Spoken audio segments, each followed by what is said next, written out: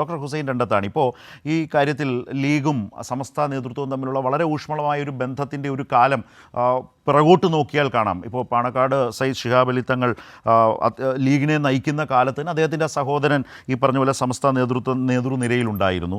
ഹൈദരലി തങ്ങൾ സമസ്തയുടെ വൈസ് പ്രസിഡൻ്റായി പ്രവർത്തിച്ച കാലം ഉണ്ടായിട്ടുണ്ട്. ഇപ്പോൾ തന്നെ സാദിഖ് അലി തങ്ങൾ SKSSFൻ്റെ പ്രസിഡൻ്റായി പ്രവർത്തിച്ച ആളാണ്. പക്ഷേ ഇപ്പോൾ തങ്ങളും സാദിഖ് അലി തങ്ങളും ഇപ്പോഴത്തെ സമസ്ത നേതൃത്വവും തമ്മിലുള്ള ബന്ധം ഏത് നിലയിലാണ് എന്ന് താങ്കൾക്ക് നന്നായി അറിയാം. അപ്പോൾ ഇപ്പോൾ സംഭവിച്ച ഈ മാറ്റമുണ്ടല്ലോ, അത് യഥാർത്ഥത്തിൽ ഏതൊക്കെ തരത്തിൽ സംഭവിച്ചതാണ് എന്നൊരു അന്വേഷണമോ ചോദ്യമോ എല്ലാവരുടെയും മനസ്സിലുണ്ടാവില്ലേ? മാത്രമല്ല, ഈ ഭിന്നതയ്ക്ക് കാരണമായ വിഷയങ്ങൾ ഓരോ ദിവസം കഴിയുന്തോറും കൂടി വരിക കൂടിയാണല്ലോ.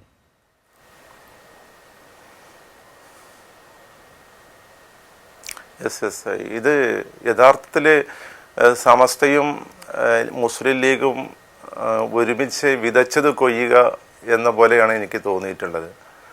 ഈ മുസ്ലിം ലീഗ് ഒരിക്കലും ഒരു ബഹുജന സംഘടനയായിരുന്നില്ല.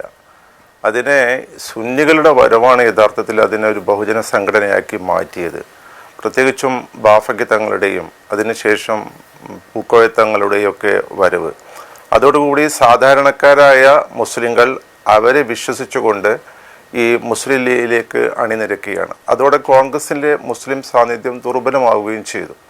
അപ്പോൾ അവിടുന്ന് അങ്ങോട്ട് തന്നെ ഈ പണ്ഡിതന്മാരും അതുപോലെ മുസ്ലിം ലീഗും തമ്മിലുള്ള ചെറിയ ചെറിയ വിവാദങ്ങൾ അകത്തും പുറത്തുമായി ഒക്കെ നടക്കുന്നുണ്ട്. ഇത് പലപ്പോഴും ഇത് ഇല്ലാതാക്കി ഒത്തുതീർപ്പിലേക്ക് കൊണ്ടുവന്നിരുന്നത് ബാഫഖി തങ്ങളുടെ കാലത്ത് അദ്ദേഹം തന്നെയാണ്.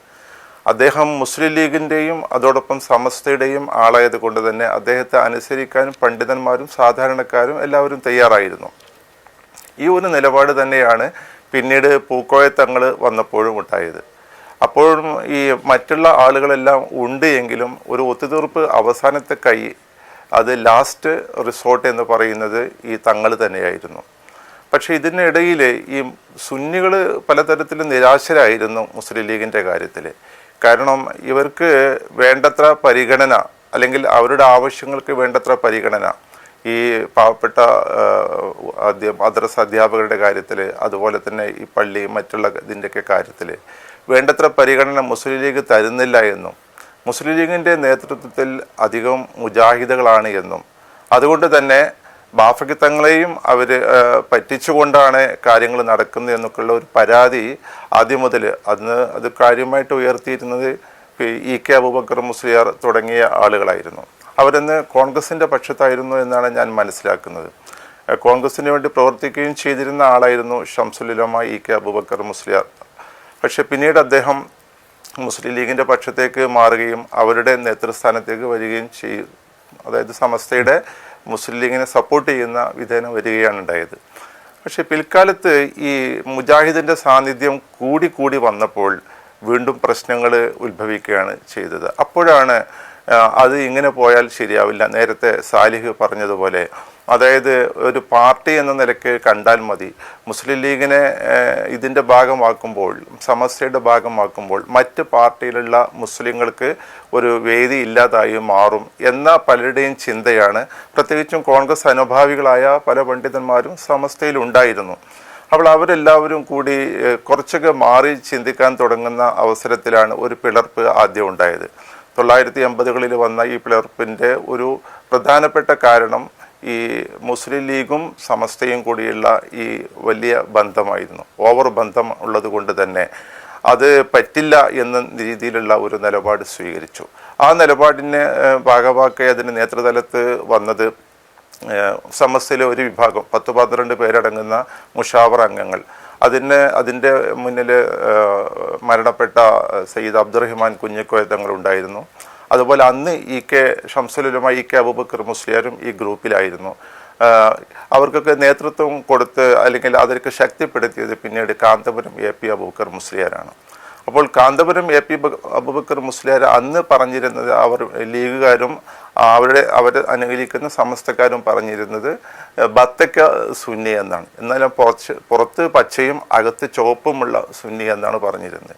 ഇപ്പോൾ ഉമർ ഫൈസി എന്നയാളെ ഇപ്പോൾ സഖാവ് ഫൈസി എന്ന് പറയുന്നത് പോലെ പല പല പേരുകൾ എടുത്തുകൊണ്ട് വളരെ പരുഷമായ രീതിയിലുള്ള നിലപാടാണ് ഈ കാന്തപുരത്തിൻ്റെ വിഭാഗവുമായിട്ട് അന്നുണ്ടായത്.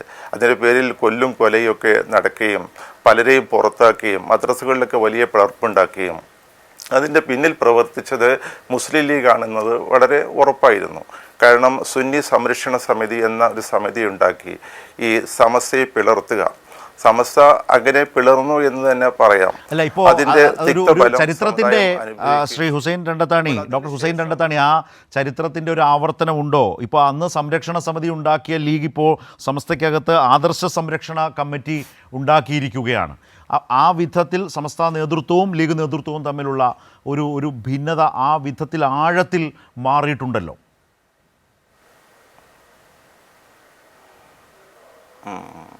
ഞാൻ പറയുന്നത് ഇത് ഇപ്പോൾ ഞാൻ നോക്കിക്കാണുന്ന ഒരു വിഷയം, മുസ്ലിം ലീഗ് ഒരു രാഷ്ട്രീയ പാർട്ടിയായി നിലകൊള്ളട്ടെ, അതിന് ആർക്കും വിരോധമൊന്നും ഉണ്ടാവില്ല. പക്ഷേ ഈ മതപരമായ കാര്യങ്ങൾ പൂർണ്ണമായിട്ടും ഈ പണ്ഡിതന്മാർക്ക് തന്നെ വിട്ടുകൊടുക്കൽ അത്യാവശ്യമാണ്. ഇവിടെ ഒരു ഇഷ്യൂ ഉള്ളത്, ഇപ്പോൾ മുസ്ലിം ലീഗിൻ്റെ കൂടെയുള്ള ആളുകൾ അല്ലെങ്കിൽ ഇന്ന് സാദിഖ് അലി തങ്ങളുടെ കൂടെയുള്ള ആളുകളെ പരിശോധിക്കുമ്പോൾ അവരാരും സുന്നികളല്ല, അവർ ഒന്നുകിൽ മുജാഹിദ് വിഭാഗക്കാരാണ്. അതോടൊപ്പം തന്നെ ഇപ്പോൾ ജമാഅത്തെ ഇസ്ലാമിയുടെ കടന്നു കയറ്റം മുസ്ലിം ലീഗിൻ്റെ നേതൃതലത്തിൽ പോലും ജമാഅത്തിന് അനുകൂലമായ നിലപാടുകൾ എടുക്കാൻ അവരെ പ്രേരിപ്പിക്കുന്നുണ്ട്. ഇത് സമുദായത്തിന് വലിയ ദോഷകരമായ നിലപാടുകളിലേക്ക് കൊണ്ടുചെന്നാക്കും എന്ന് ഉമർ ഫൈസി മാത്രമല്ല പലരും അത് വിലയിരുത്തുന്നുണ്ട്. കാരണം ജമാഅത്തെ ഇസ്ലാമി എടുക്കുന്ന നയങ്ങളെ പിന്തുടരുന്ന ഒരു നിലപാടാണ് മുസ്ലിം ലീഗ് സ്വീകരിക്കുന്നത്. അല്ലാതെ മുസ്ലിം ലീഗ് എടുക്കുന്ന തീരുമാനങ്ങളെ ജമാഅത്ത് ഇസ്ലാമി പിന്തുണക്കുകയല്ല. ഇപ്പോൾ ജമാഅത്തിൻ്റെ ചർച്ചകൾ, അവരുടെ ചാനൽ എപ്പോഴും സുന്നികൾക്കിടയിൽ വലിയ ഭിന്നിപ്പുണ്ടാക്കുന്നതിന് ആക്കം കൂട്ടുന്ന തരത്തിലാണ് അവരുടെ വാർത്തകളും മറ്റും പ്രസിദ്ധീകരിക്കാറുള്ളത്. അതിലെ ചർച്ചകളും അങ്ങനെയാണ് പോകുന്നത്. അപ്പോൾ സ്വാഭാവികമായിട്ടും അവർക്ക് സമസ്ത പിളർന്നാലും പിളർന്നില്ലെങ്കിലും അവരെ സംബന്ധിച്ചിടത്തോളം ഒരു ഛേദവുമില്ല. പണ്ട് AK വിഭാഗങ്ങൾ തമ്മിലുള്ള ഈ ഭിന്നിപ്പിലും വലിയ കൈകടത്തലുകൾ ആ ഒരു ചാനലും അവരുടെ പത്രങ്ങളൊക്കെ നടത്തിയിരുന്നു. അപ്പോൾ അതിൽ നിന്ന് അത് തന്നെയാണ് ഇപ്പോഴും ആവർത്തിക്കുന്നത്. ഇത് വിശ്വസിച്ചുകൊണ്ട് അതോടൊപ്പം തന്നെ മുസ്ലിം ലീഗിൻ്റെ കൂടെ നിൽക്കുന്ന അല്ലെങ്കിൽ സാദിഖ് അലി തങ്ങൾക്ക് ചുറ്റും നിൽക്കുന്ന മുജാഹിദ്, മറ്റ് സുന്നികളല്ലാത്ത വിഭാഗം, അവർക്കൊന്നും ഈ പണ്ഡിതന്മാരെ അവർ പരിഗണിക്കുന്നില്ല. ഇപ്പോൾ അതിൻ്റെ സെക്രട്ടറി PMS സലാം വളരെ നിരുത്തരവാദപര രീതിയിലാണ് ഈ സമസ്ത പണ്ഡിതന്മാരെ കുറിച്ച് പറഞ്ഞത്. താങ്കൾ പറഞ്ഞ പോലെ അതാണ് ഞാൻ ചോദിച്ചത്. വിഷയങ്ങൾ ഒന്നിൽ നിന്ന് സംസാരിച്ചു തുടങ്ങിയാൽ അടുത്തതിലേക്ക് പോയി അതിൽ നിന്ന് അടുത്തതിലേക്ക് പോകുന്ന വിധത്തിലേക്ക് കൂടിക്കൂടി വരികയാണ്. അതുതന്നെയാണ് ആ ഭിന്നതയുടെ ആഴം വർദ്ധിക്കുന്നതിൻ്റെയും കാരണം. അതുകൊണ്ടാണ് മുഷാവറ യോഗം ചേർന്നിട്ടും ഈ തർക്ക പ്രശ്നങ്ങളിൽ ഭിന്നതയ്ക്ക് ആധാരമായ വിഷയങ്ങളിൽ ഒരു പരിഹാരവും കണ്ടെത്താൻ കഴിയാതെയും വന്നത്.